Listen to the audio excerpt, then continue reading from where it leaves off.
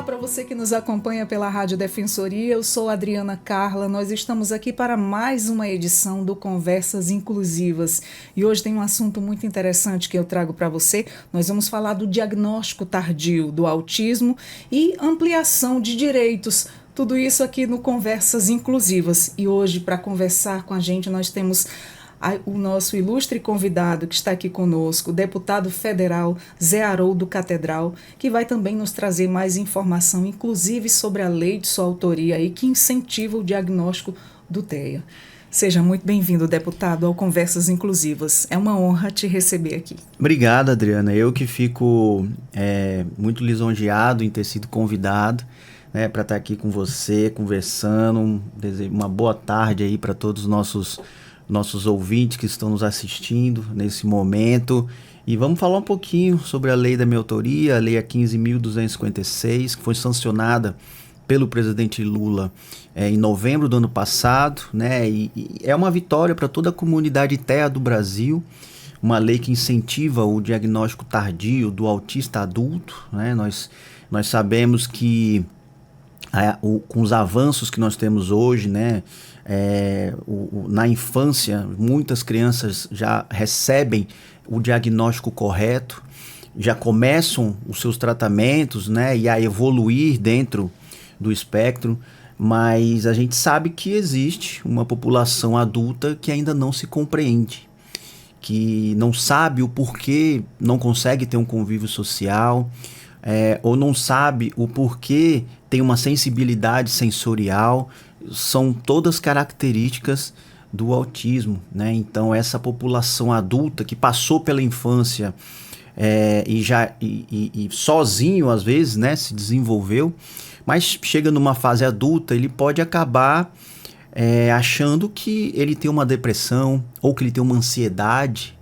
Então ele pode acabar sendo diagnosticado de maneira errada e consequentemente passando pelo tratamento errado, né? Então essa lei ela veio justamente para incentivar esse diagnóstico tardio nos adultos, né? E para que eles alcancem, né, os seus direitos como autista e que também faça com que as políticas públicas alcancem essa parcela da população.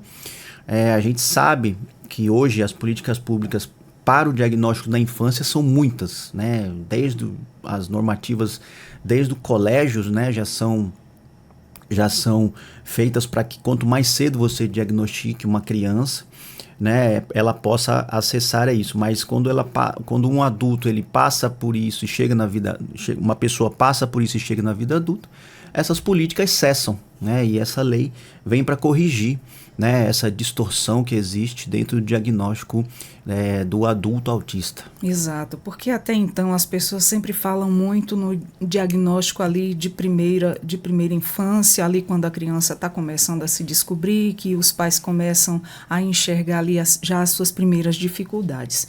Então, é muito importante sim se diagnosticar quando novinho, porque dali já começam os estímulos e ali já tem já começa as terapias, os tratamentos e o desenvolvimento, né? Acontece. Agora sim, essa questão de adulto, o adulto daquela época onde não se falava muito em autismo, não se sabia muito sobre ainda o que era, as pessoas ainda não conseguiam distinguir uma característica de autismo para outra, comparava-se muito com outra síndrome que dá-se o nome, não me recordo agora, mas enfim, era muito confundido e ninguém sabia discernir realmente o que era e ficava ali todos sendo tratado por igual, sem agir ali no ponto X. E hoje não, hoje já tem muito mais estudos, já tem um olhar melhorado para esse adulto.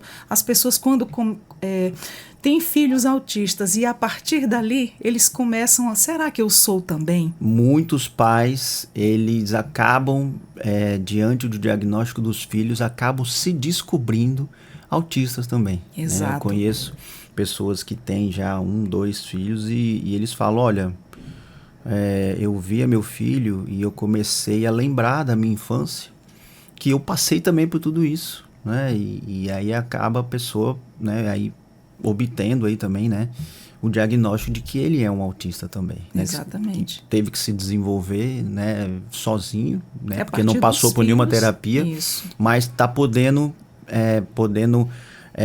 ter enxergando isso e tendo essa sensibilidade de não, se eu passei por isso sozinho, não, meu filho vai receber o tratamento adequado, né? Então, Exatamente. Isso mostra a evolução da nossa ciência, né, da nossa saúde, dos estudos feitos em cima do espectro autista, né, o desenvolvimento das terapias, né, o desenvolvimento dos diagnósticos, né, a própria o próprio tempo que se leva para diagnosticar está diminuindo também, né? Já estão sendo feitos estudos utilizando inclusive inteligência artificial que conseguem já de uma maneira, claro, que envolve o diagnóstico, ele é muito complexo, né? Porque envolve vários parâmetros, mas a tecnologia já está ajudando a diminuir o tempo, né, em que se dá esse diagnóstico. Recentemente eu li um estudo dos Estados Unidos que eles colocam já crianças a partir ali de 1 ano e meio a 2 anos de idade, já colocam ele dentro de um programa, né? Ele passa várias imagens para a criança e de acordo com que a criança presta atenção ou não, ele emite, olha, possivelmente pode ser que essa criança tenha o espectro, então passe a investigar mais a fundo, né? Então, o nosso desenvolvimento da nossa ciência, da nossa saúde, das nossas tecnologias estão, e também dentro das terapias, as terapias estão se desenvolvendo muito, né, e muito rápido, trazendo evolução para as nossas crianças, né? Isso é muito importante. Então, o mundo que a gente vive hoje é um mundo muito mais sensível, né, ao estudo do autismo, né? Isso vem fazendo com que as nossas crianças cresçam, se desenvolvam e possam, né, chegar na vida adulta completamente, digamos assim, adultos funcionais, né? Que Exato. não dependam mais da mãe ou do pai, consigam ter a sua independência, consigam caminhar aí ao longo da vida, né, com a sua funcionalidade humana, né? Exato, mesmo sabendo que tem vários, desde o mais severo do autismo, Sim. o mais severo ao mais leve. É tanto Sim. que o mais severo ele já é ali diagnosticado, já está visível, né? Sim, ele geralmente é não verbal, né? Não verbal, possui estereotipias exato. muito fortes.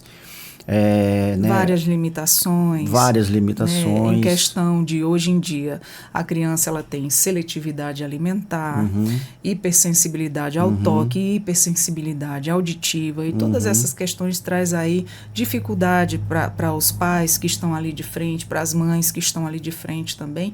E tem os casos também que são os diagnósticos tardios em adultos, que eles começam a se ver nos filhos e de repente a se identificar com alguma daquelas características, né? Pelo fato, a maioria não gosto muito de socializar, não gosto muito de barulho, e N fatores, né? Porque vai muito diferente de uma pessoa para outra. Nem todo autista é igual, nem todo autista anda na ponta do pé, nem todo autista tem estereotipias, uns têm, outros não, sempre assim, é bem diferenciado de um para o outro. Então, assim, a gente precisa vivenciar ali para poder entender, ou então as pessoas que abraçam a causa, né? Hoje a população, a comunidade tem que, não é responsabilidade minha, eu não tenho, sim, enquanto população, sim, hoje a cada 31 nascidos, um é autista.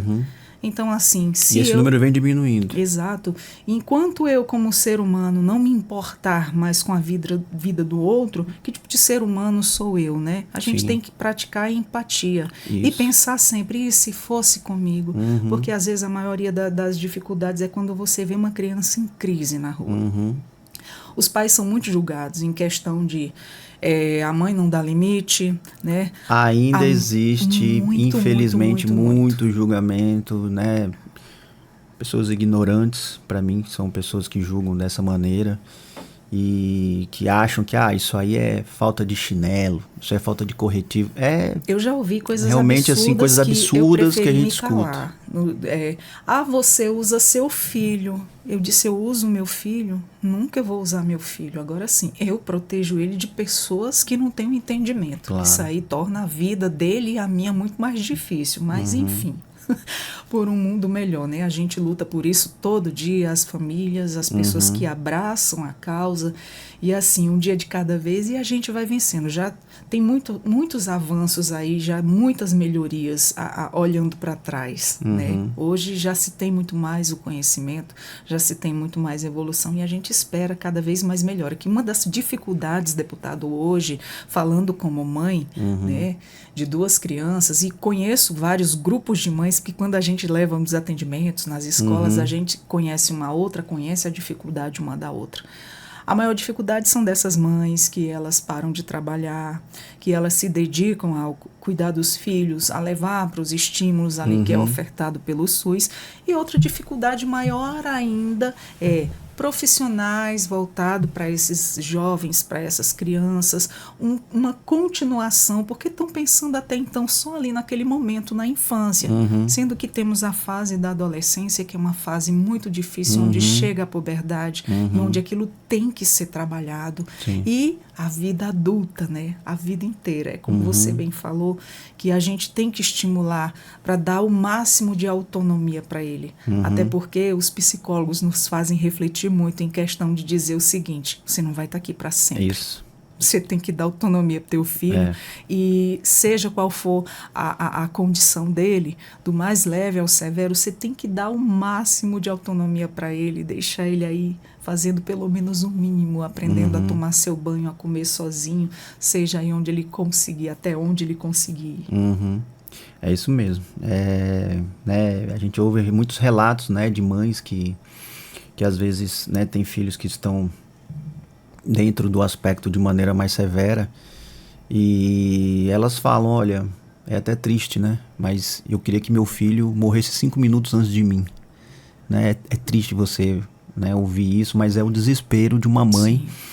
Né, como você disse, né, não são todas as famílias atípicas que conseguem, sim, muitas vezes ter consegue colocar o filho dentro de um tratamento adequado, né? Você às vezes fica dependendo do tratamento público, esse tratamento é demorado, né? Tem até uma outra lei minha que foi aprovada que fala também sobre o prazo de validade para os laudos, né? É uma coisa absurda você ter prazo de validade para um laudo de uma... Eu também acho. De uma especificidade que você tem que renovar o laudo. Como que renovar o laudo se a criança vai ser sempre um autista?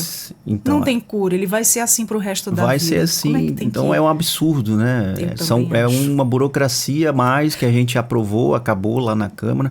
Recentemente agora o senador Romário também aprovou lá no Senado um projeto dele também que acaba que o projeto da Câmara foi para o Senado e o projeto do Senado foi para a Câmara. Vamos trabalhar lá para ver qual que é sancionado primeiro, né? Que o que importa é a gente beneficiar as famílias atípicas, né?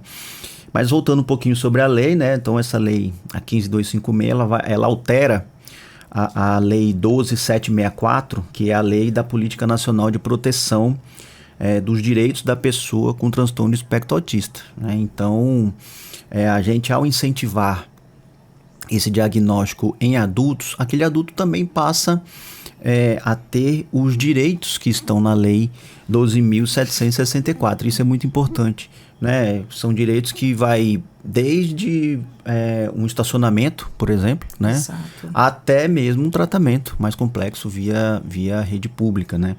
Então era uma lacuna que existia dentro da lei de proteção, da Política Nacional de Proteção, e agora com essa lei da minha autoria que foi sancionada, a gente cobre essa lacuna, né? E a gente traz aí mais direitos, né, para toda a comunidade TEA do Brasil. Abrir mais caminhos, né? Acesso aos direitos dessas pessoas também, né? Enquanto as mães realmente elas pensam muito nos filhos e esquecem delas também, como muitas famílias aí já têm sido pai, mãe diagnosticados com TEA. Eu que sou da comissão da pessoa com deficiência, Adriana, eu estou no meu 4º ano de mandato, e pelo 4º ano eu sou membro da comissão da pessoa com deficiência, já fui vice-presidente 2 vezes.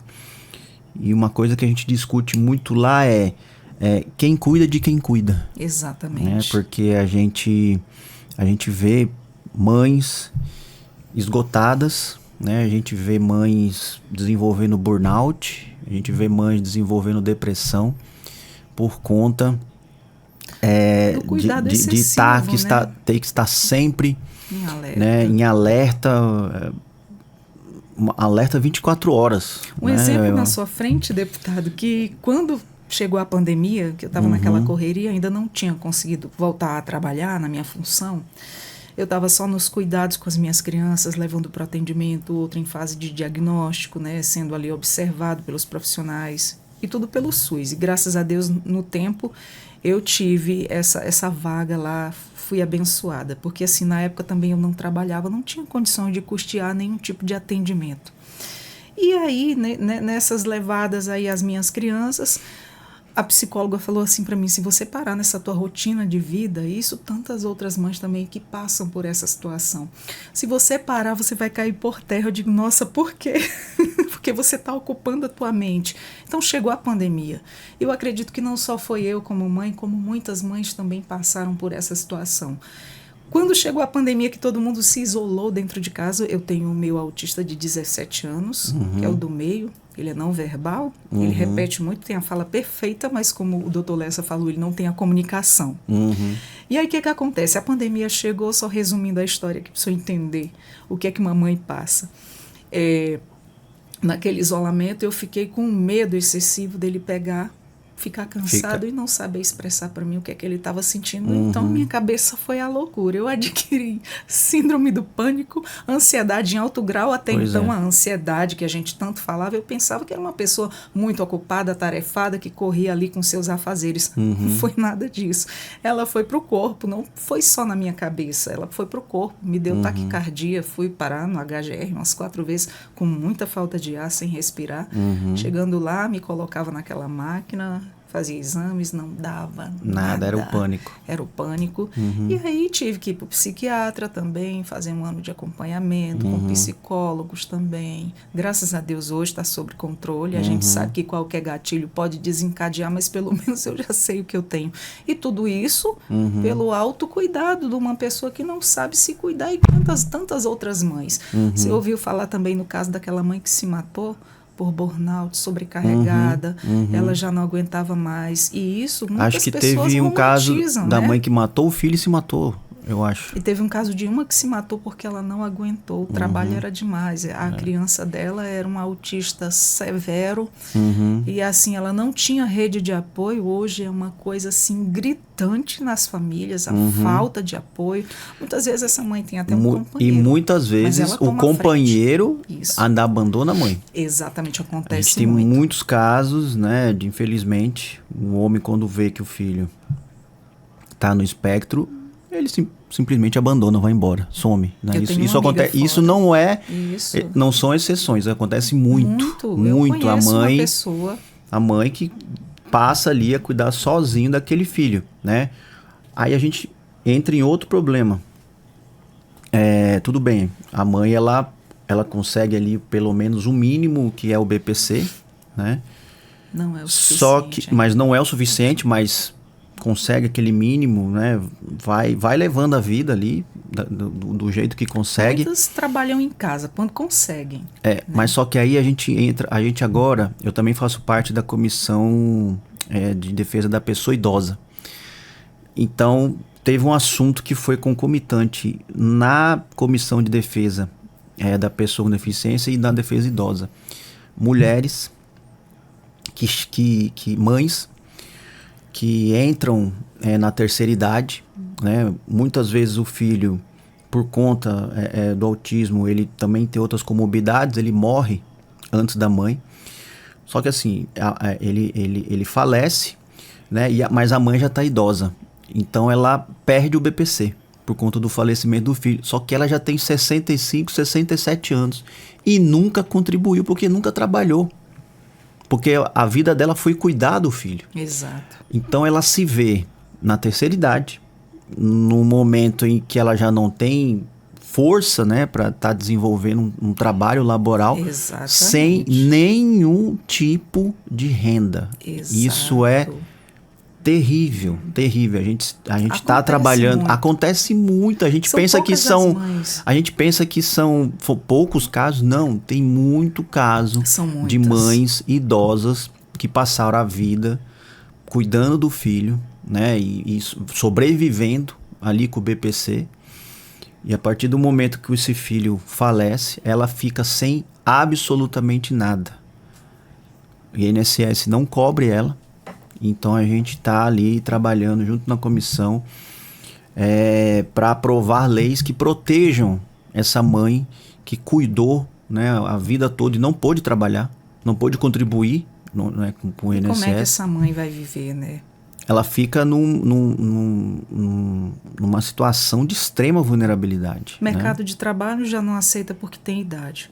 O nosso corpo de mulher com esses hormônios a partir dos 40 anos, que nos impossibilita de muitas coisas. E começa a aparecer muita coisa no corpo da mulher, porque a mulher ela tem uma sobrecarga muito grande. Principalmente as mulheres que têm mais vulnerabilidade.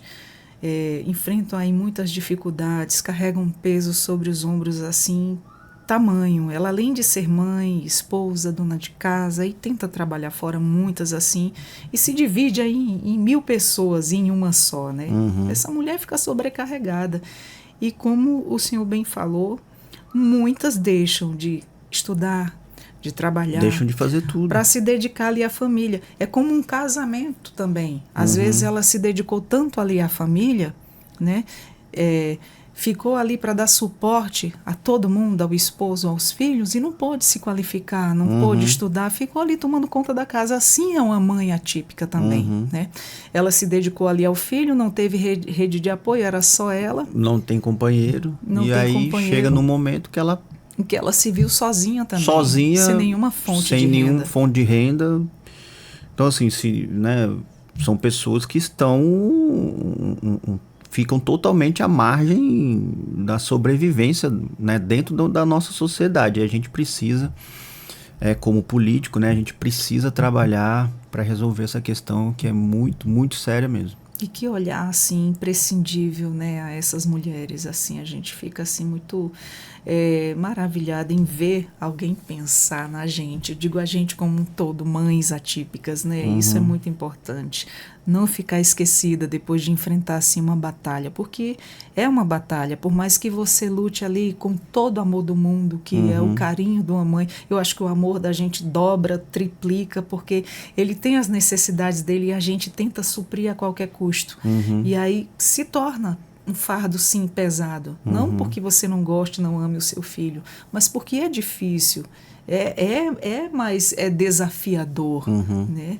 E aí a gente, quando tenta, assim, ler, estudar, se capacitar para poder lidar, você ainda se barra diante de muitas dificuldades, com o preconceito que assola aí todo dia. Né? A gente fala muito sobre essa questão que as pessoas têm que entender, têm que respeitar, porque, assim, não faça comigo o que você não gostaria também de passar. A gente sempre está enfatizando isso direto. E muitas mães, muitos grupos de mães, quando se reúnem, a fala é uma só. A dificuldade, né? O acesso aos direitos também muitas vezes é negado. As pessoas sempre falam, se bota muito no papel, a gente quer ver na prática. Porque quando a gente vai atrás dos nossos direitos, muitas vezes a gente não encontra, bate na porta e essa porta não abre. Mas e que bom que muitas pessoas, representantes nossos, como o senhor também está olhando pela gente, isso assim é muito gratificante.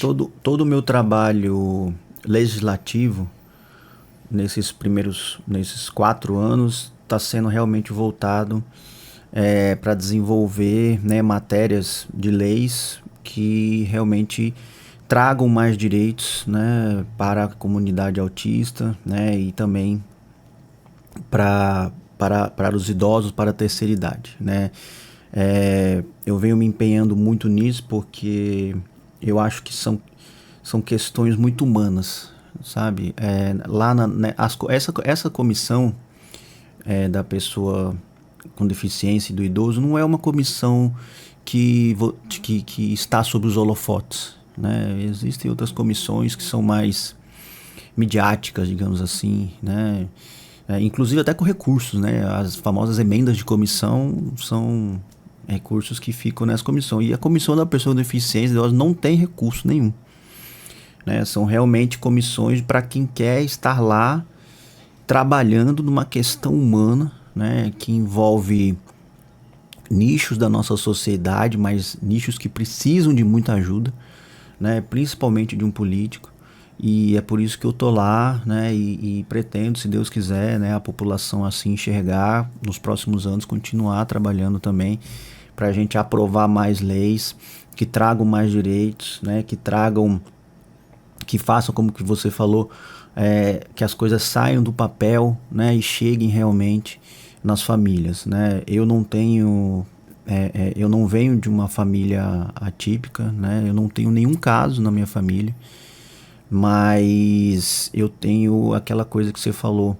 Empatia. Se a gente não souber sentir a dor do outro, então eu não serviria para estar na política, né? Perfeito. Então eu trabalho, quando eu entrei, né, quando eu fui eleito, não fui eleito com essa bandeira. As pessoas podem procurar na campanha lá de 2022, em nenhum momento eu falei que eu ia ser o deputado que ia lutar pelos direitos do autismo, nunca falei isso, nunca pedi voto, mas assim que a população me deu essa oportunidade de assumir uma cadeira, eu falei, eu vou trabalhar por essa parcela da população, porque eu sei que precisa, né? As famílias atípicas do Brasil precisam de mais políticos engajados nessa causa, né? E eu me comprometi comigo mesmo, né, de que eu iria, nesses anos meus como deputado federal, tá sempre ali lutando, né, e tô conseguindo isso, né, a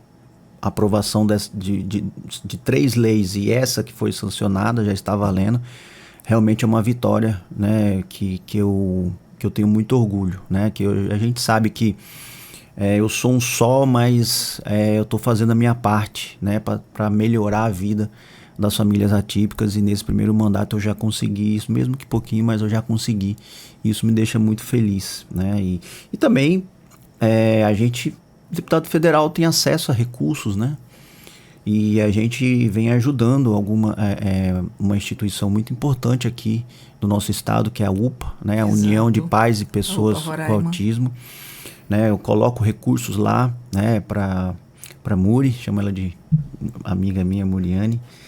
A gente coloca recursos lá para que elas estejam desenvolvendo, né, o trabalho que elas desenvolvem, né? Nós criamos a Caravana do Autismo, onde a gente elas passaram o ano todo rodando o estado todo, né, levando informações e tudo, né, através dos recursos que a gente coloca lá, que elas conseguem desenvolver esse trabalho. E a gente tá todo ano colocando recursos, coloquei esse ano novamente, né, para que a gente também tenha um papel mais incisivo também, né, na causa, não só legislativo, mas também destinando recursos para que esse trabalho junto, mais próximo às famílias atípicas roraimenses, né, seja feito.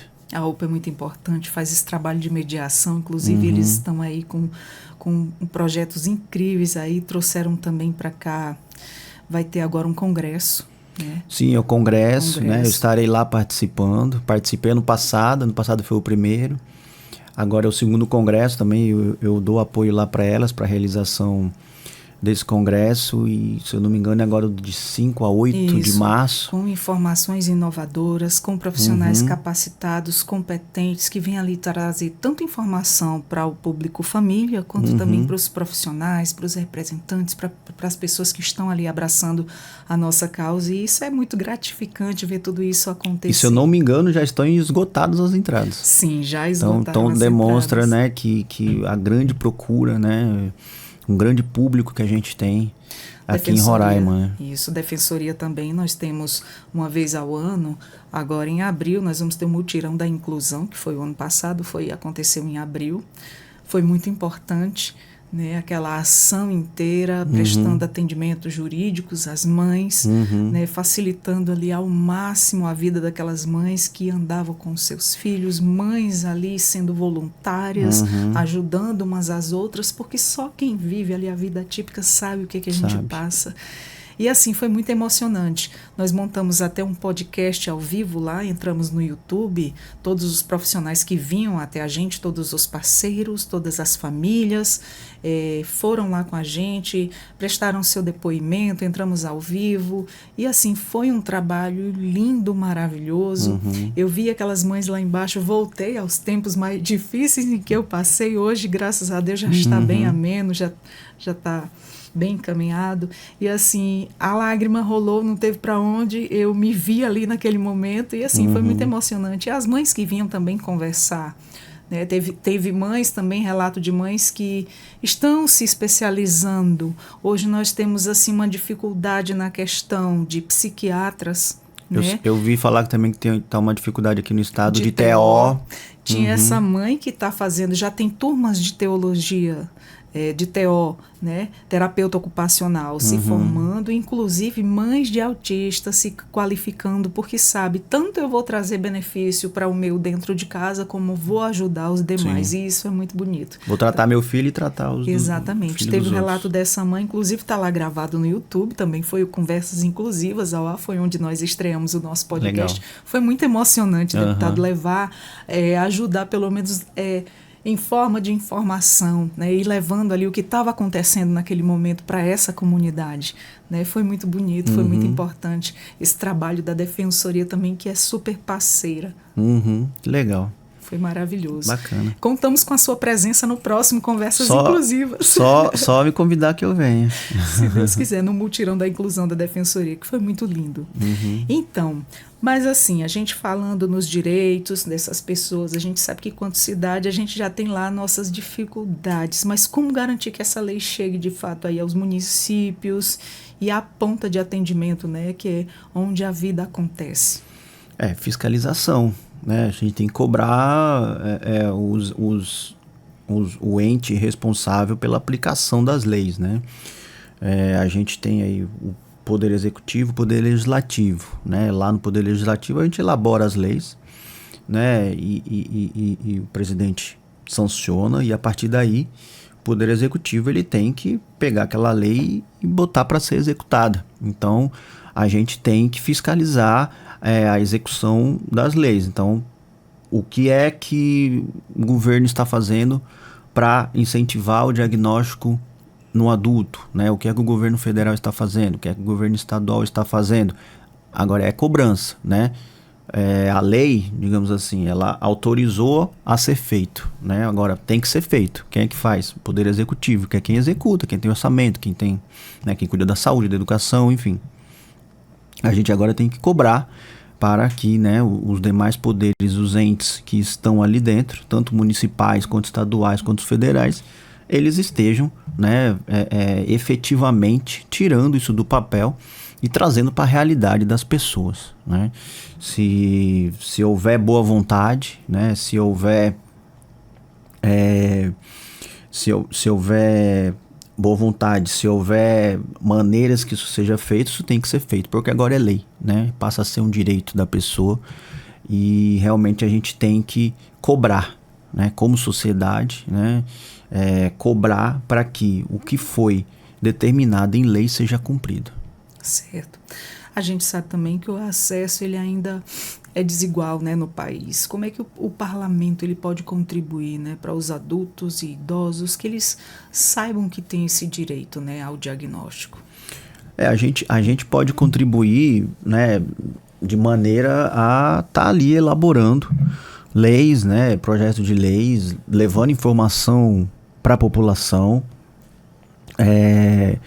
divulgando, né, parlamentares engajados nessa causa, né, estarem cobrando os demais poderes, né, para que isso seja, né, está cobrando o Poder Judiciário às vezes para que determine também, né, a execução de leis como essa, né. Agora precisa, para que uma coisa ela aconteça, precisa que todos estejam engajados naquele tema, né. Não adianta eu estar aqui elaborando uma lei se quem tem que executar, né, não estiver com a boa vontade para fazer aquilo, né? Se o Poder Judiciário não estiver não der celeridade, né, aos vários casos que são judicializados todo ano pelas famílias, né? Então precisa haver um conjunto, né, de ação para que tudo isso que os direitos que já existem, que já são regulamentados, realmente cheguem até as famílias atípicas. Certo. E essa vivência da paternidade, ela muda uma forma de pensar o amanhã, inclusive para as crianças autistas que hoje crescem aí em um dia que serão adultas, o seu modo de pensar nessas crianças futuramente. O senhor é pai, né? Tive um filhinho agora, vai fazer 9 meses, é o Telzinho. É bebezinho. Bebezinho, tá lá em casa, filho? Primeiro filho. Então eu e minha esposa, a gente tá vivendo... fase da fofura, né? Tudo é lindo, tudo é muito gostoso. O pessoal fala que passa rápido, né? Então a gente tá tentando... E aproveitar cada segundo, aproveitar, né? cada momento com ele, principalmente, né? Maravilhoso. O momento da fofura, o momento que eles estão muito fofinhos, Sim. né? Esse ser como pai, deputado, isso te comoveu mais ainda em relação às crianças autistas? Demais, né? A gente passa a viver, a pensar, né, como pai, a gente passa, eu acho que também a gente passa a sentir mais ainda a dor, né, que uma família típica, né, a gente pensa assim nas dificuldades, né, e você vê uma criança, ela muda sua rotina, né, de uma maneira tão intensa, então isso faz com que a gente queira lutar ainda mais, né, para ajudar ainda mais as famílias que mais precisam, né? Eu acho que esse momento que eu estou vivendo, eu acho que vai me impulsionar para estar trabalhando ainda mais pelas famílias atípicas do Brasil, né? E eu acho assim que o senhor, como deputado, vê tantas dificuldades da população, né, em se tratando aí da nossa comunidade autista. E assim, a gente sempre, como pais, vê assim, eu não quero essa dificuldade para os meus filhos, embora ele seja autista ou não. A gente vê as dificuldades do mundo e quando a gente é pai, mãe, a gente não quer que os filhos da gente passem por aquilo ali, né, por aquela dificuldade. A gente tenta ao máximo proteger. É o instinto protetor, né, sim. do pai, né, que todo pai, toda mãe tem, de querer proteger seu filho de tudo que existe de ruim, né, de todos os preconceitos. Isso. Né, eu acho que, né, com um pai e uma mãe atípica, esse instinto ele é muito mais forte, né, porque infelizmente sim, a gente ainda tem triplica. Muito preconceito, né, na nossa sociedade. Né, contra o preconceito, as dificuldades que estão ali à nossa volta. Principalmente quando a família não tem aquele poder aquisitivo de pagar um acompanhamento adequado que o seu filho está necessitando. Muitas vezes as filas são imensas. O que a gente tem ainda de atendimentos hoje são muito pouco, não supre a todo mundo. E tem muitas pessoas desassistidas ainda, é o que a gente vê, né? E ainda, por incrível que pareça, tem muito transtornos, né, que já são documentados pela ciência, mas que ainda careciam de regulamentação. Foi isso que eu fiz com o TOD. O TOD, eu ia te falar. O transtorno opositor desafiador, isso, ele já é amplamente estudado, as crianças já são diagnosticadas com o TOD, mas ele não era regulamentado na lei brasileira. E não tinha um acompanhamento adequado para ele. Não existia acompanhamento. Não tinha. Até porque não estava dentro das diretrizes da política nacional. Então, em 2023, foi a segunda lei que eu aprovei na Câmara, né, a lei que regulamentou o TOD. Maravilha. Colocou o TOD dentro dessa lei 12.764, né, que é a lei da Política Nacional de Proteção, né, das pessoas com transtorno do espectro autista. Ainda não foi sancionado, foi para o Senado, né, eu estou acompanhando isso lá no Senado. E pra você ver, o TOD não era regulamentado, então por isso não existia uma diretriz que determinasse o tratamento público para aquilo, né? Há uns anos atrás, eu me recordo de ter presenciado uma cena, tinha levado um filho, deixei num local, E o prédio. Todd traz muito preconceito das Muito. pessoas. Ele As pessoas é um falam que aquilo ali é falta de limite desafiador.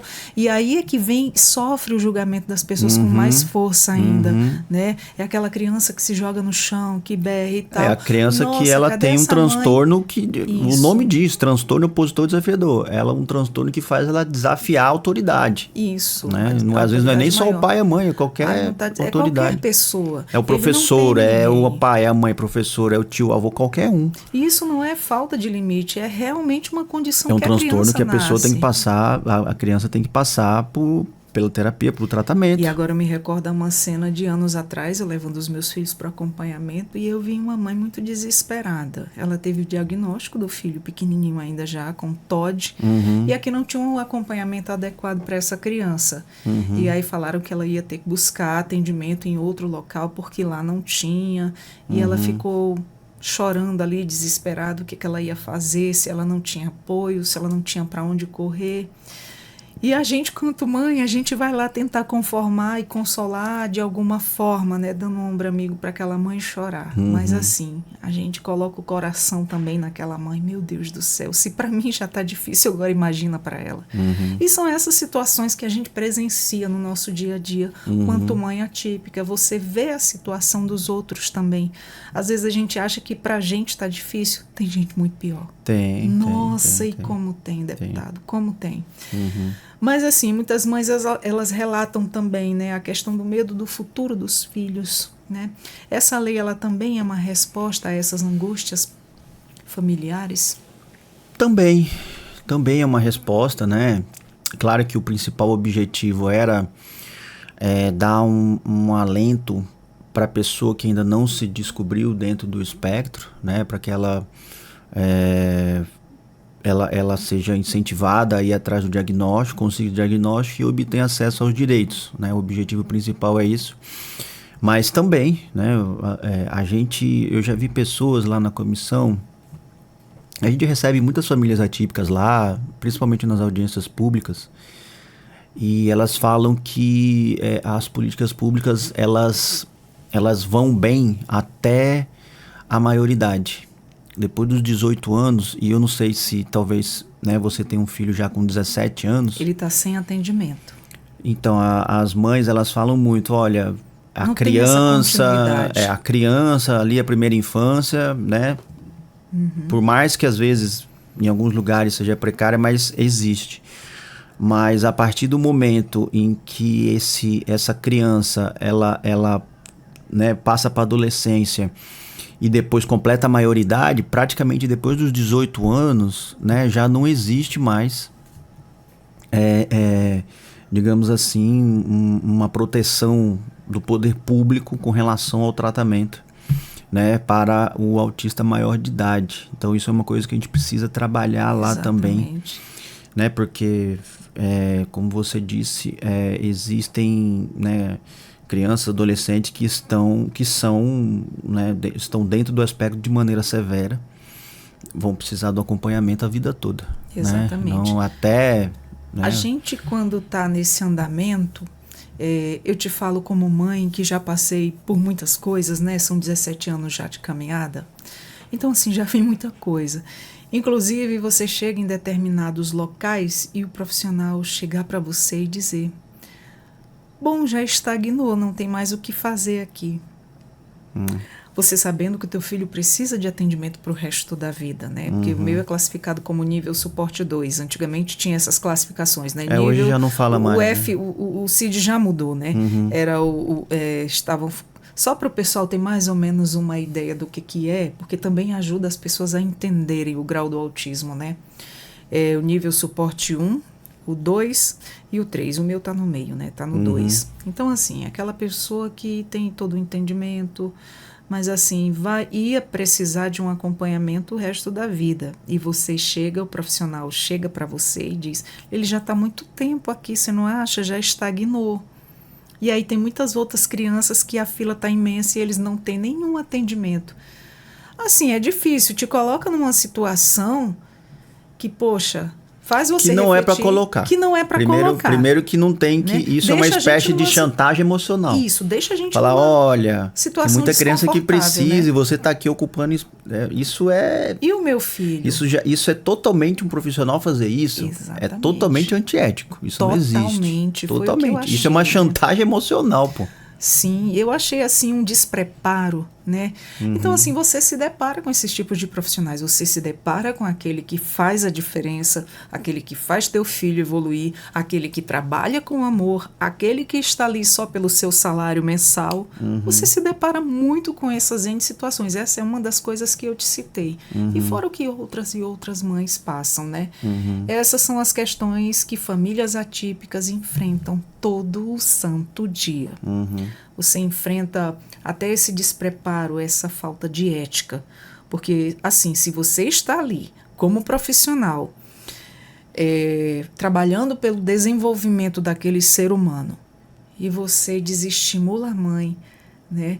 Faz a mãe ouvir uma coisa dessa que ela não quer ouvir. E olha o que a gente já enfrenta. Tem pais que, por exemplo, eu vou me dar como exemplo porque eu posso falar de mim. A princípio, eu e o pai do meu filho, a gente pagava caro uma escola particular, achando que iria ter o melhor desenvolvimento, queria ter o melhor tratamento. Foi a pior coisa que nós fizemos na nossa vida. Foi aí que nós sofremos o maior preconceito. Tinha grupos de mãe dizendo: teu filho está atrapalhando a aula. E chegaram para mim e veio dizer: olha, tem mãe se reunindo para vir falar com você porque teu filho está atrapalhando. Eu falei: primeiro, ele tem uma professora que está lá do lado dele. Acredito que por mais que ele esteja em um comportamento diferenciado dos outros, mas o tanto que eu estou pagando é o tanto que você também está. Então isso não diminui o meu direito em relação ao seu. Agora, deixa eu te fazer uma pergunta. Você gostaria que o seu filho tivesse no lugar do meu e eu te fazer essas questões, te falar isso na sua cara assim? Isso machuca? Aí ela ficou assim tão desconfiada. E são N situações que a gente passa aí no dia a dia. E aí foi quando eu passei para o ensino público que veio dar aí uma melhorada. Uma melhorada. E ainda muitas coisas aí a serem sanadas. E você se depara com vários tipos de profissionais. Os que trabalham com amor e os que realmente não estão ali se doando o suficiente. E é muito complicado, né? Muito complicado mesmo. São N fatores aí que fazem uma mãe se desestimular, fora a carga emocional que ela já vem carregando ali anos. Anos e anos, e sem rede de apoio, e junta aí um monte de coisa. Mas, enfim, que venham as melhorias, um dia de cada vez, um passo de cada vez, e a gente vai vencendo, né?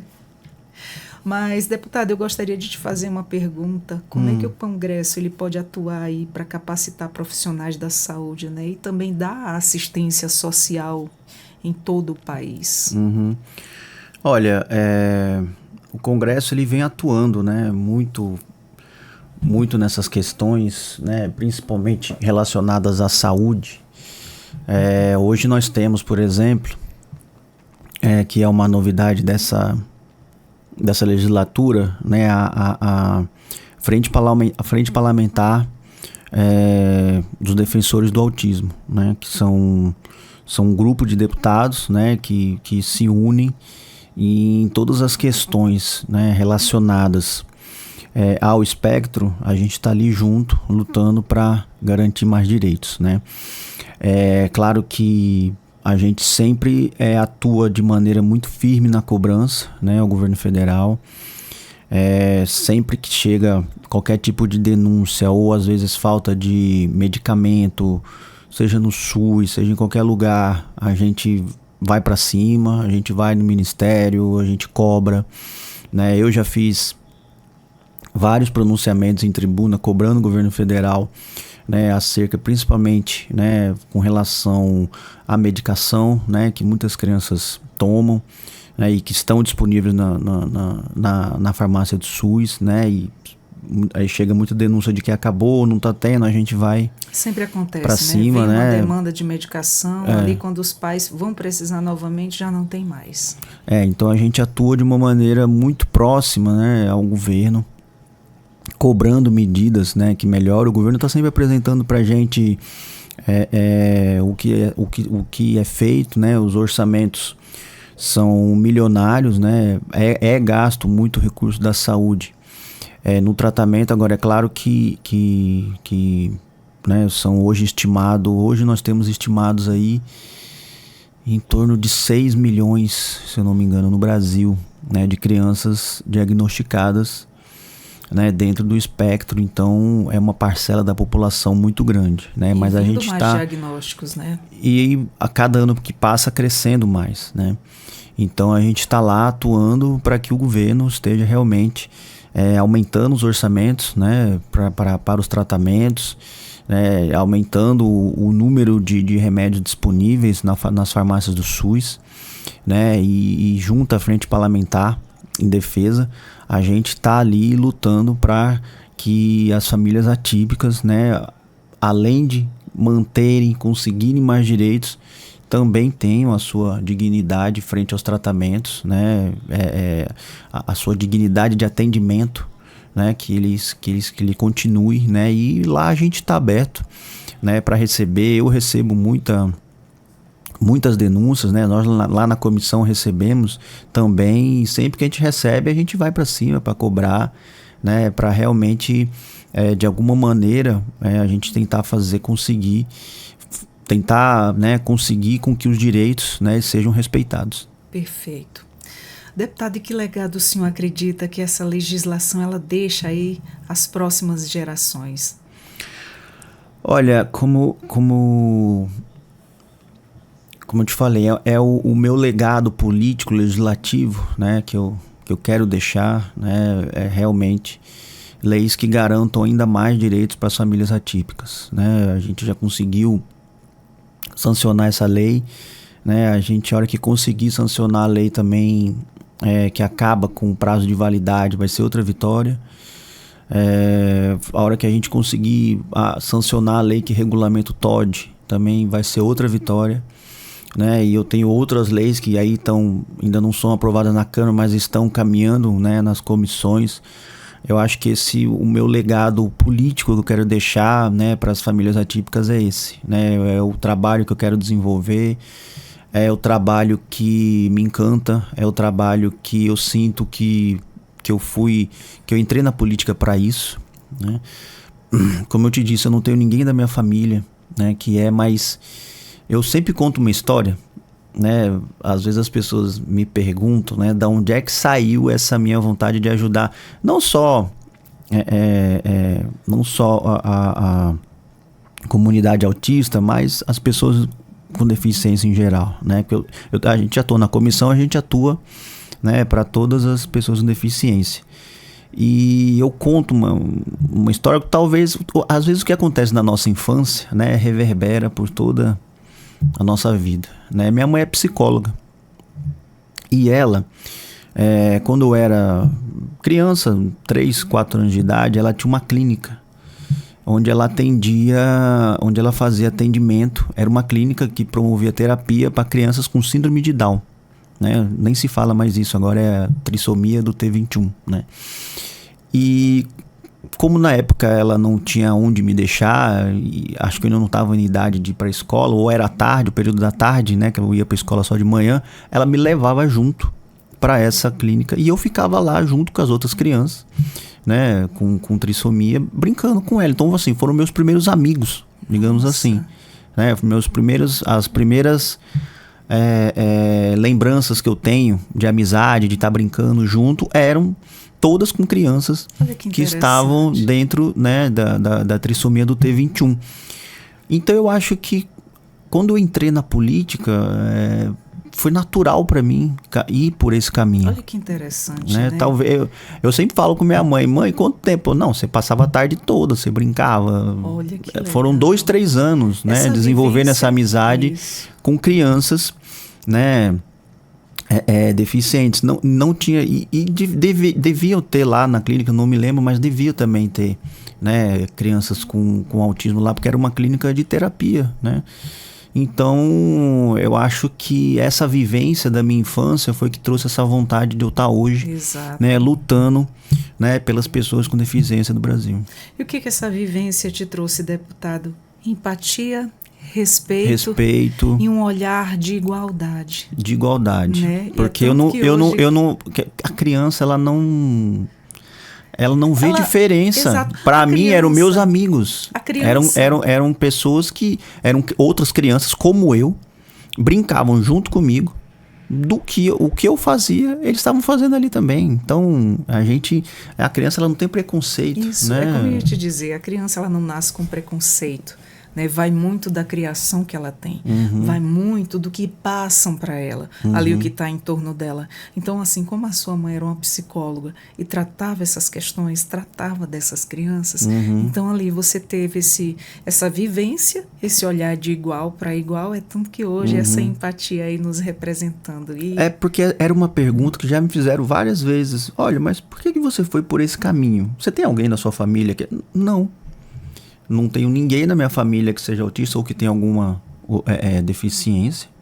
Olha que incrível. Mas foi da sua formação, foi dessa minha... Eu acredito, né, que foi o que mais me atraiu, né, e eu acredito que tenha sido, né, por causa da minha infância que foi vivida ao lado, né, de crianças especiais. Que relato bonito. Que bonito, viu a sua experiência e que hoje você traz aí em forma de ajuda, né? De uma voz que nos representa, que cria leis e que venha muito mais coisas boas aí para nós, famílias atípicas.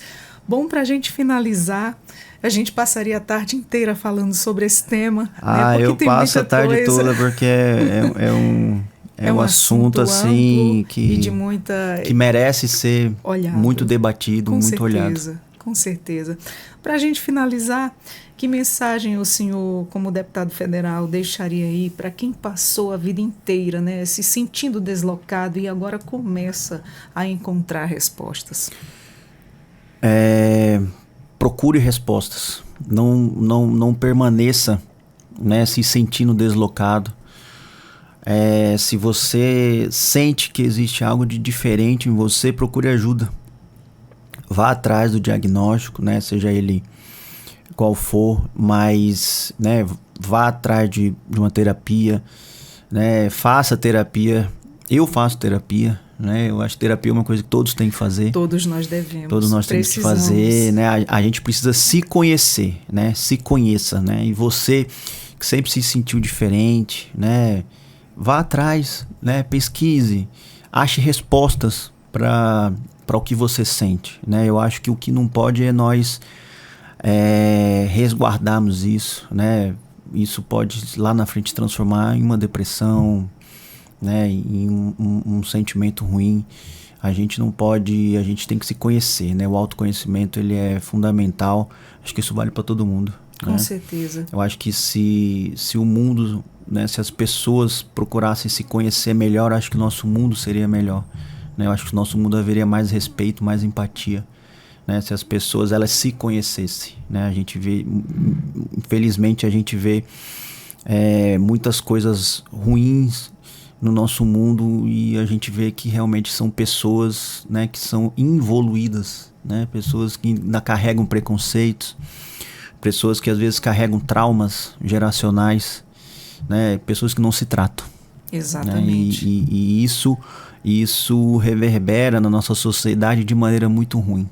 De maneira muito negativa. Através de preconceito, de racismo, né, de homofobia, de várias situações que se as pessoas tivessem a consciência de fazer uma terapia, de se autoconhecer, né, elas seriam pessoas melhores, e pessoas melhores fazem um mundo melhor. E fazer uma autorreflexão, né? Hoje em dia, é como eu sempre falo e eu sempre costumo bater nessa tecla, quando a dor do outro não te comove, você tem que rever os seus conceitos. Porque assim, a gente tem que ter essa empatia, se colocar no lugar do outro. E se fosse eu não gostaria de estar sendo tratado dessa forma, ou que as pessoas me vejam com esses olhos. Então, empatia sempre, amor ao próximo, e vamos lutar todos os dias pelos nossos direitos. Deputado, fica aqui os nossos agradecimentos. Foi uma honra ter essas informações através do senhor. Seja sempre muito bem-vindo. Nosso Conversas Inclusivas aqui está à sua inteira disposição. Obrigado.